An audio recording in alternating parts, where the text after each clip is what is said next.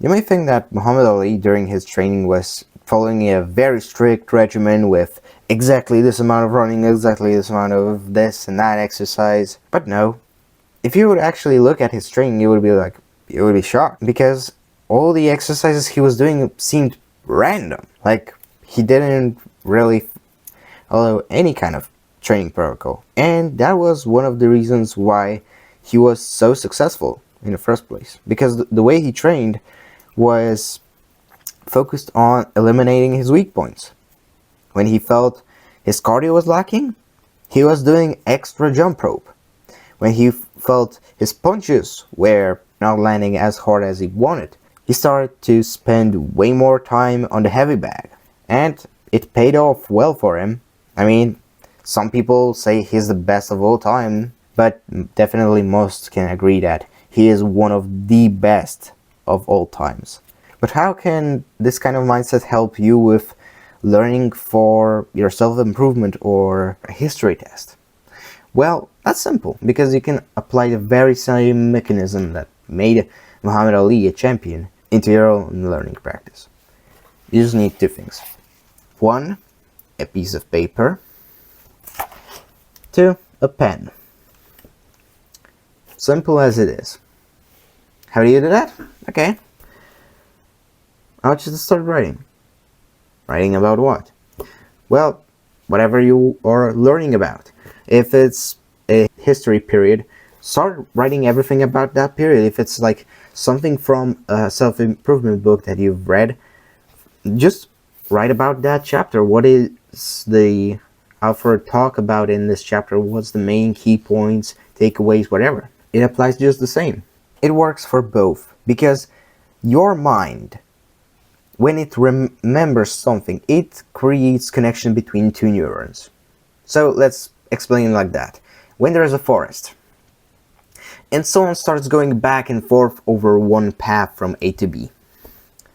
Well, first, there's only like some traces on the grass. Some grass is just, tilted down, and it's like, it goes down, and it's like, you can see that someone walked there. But after a while, it goes back to normal, so like, there's not a trace. Really.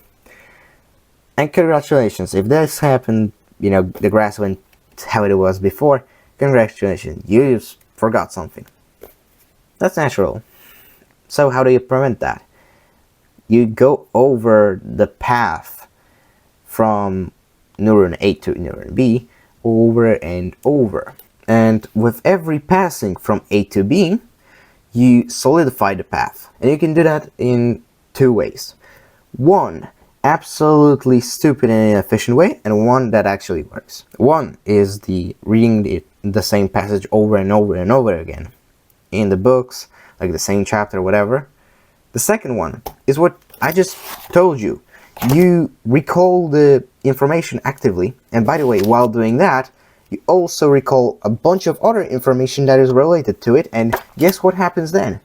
One path connects to the others, and they cross each other, so that when you remember one thing randomly, the first domino falls, and it pushes another and another and another.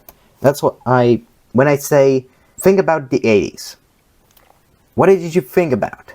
Did you think about Back to the Future movies, Terminator, leather jackets being cool, and stuff like that? You can expect that stuff. Like you genuinely thought about those few things. It's like, okay, so how about you get that effect when you are learning something? Can you imagine getting the same effect when you are going through the test, or when you just randomly think about that one part of learning lessons from this chapter of this exact book that you read like 2 years ago? That would be kind of nice to have, like, oh yeah, you remember one thing, is like the whole picture comes into the view and things are clear. That's a really nice scenario, isn't it?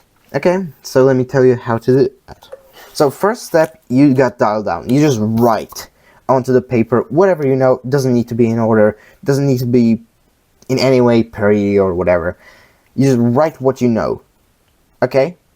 Now the step 2. You grab what you wrote, and you go over what you wrote down. You read it, you fact check it.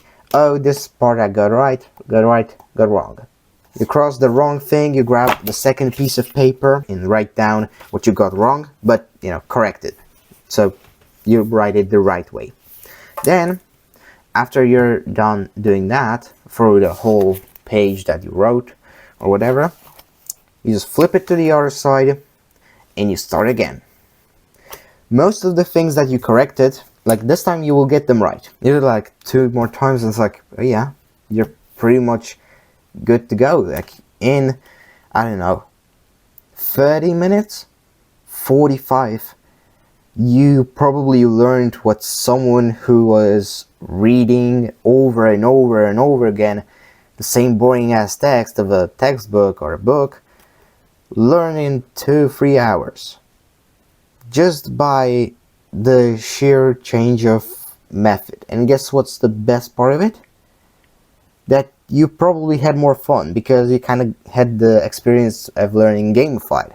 Of like, oh yeah, I scored the, like you could score this with like, you could have scored your percentage of accuracy or whatever, or you could have, kind of think about how many pages you filled. It's like, it's a physical measurement of the progress. So it's like it feels nice to have that physical proof that, oh, I wrote X pages, and it's like, it's cool. More satisfying than theoretically doing like thing like, oh yeah, I've read this for this amount of time, I think I'm gonna do well. Nah, that's a wishy stuff, bro.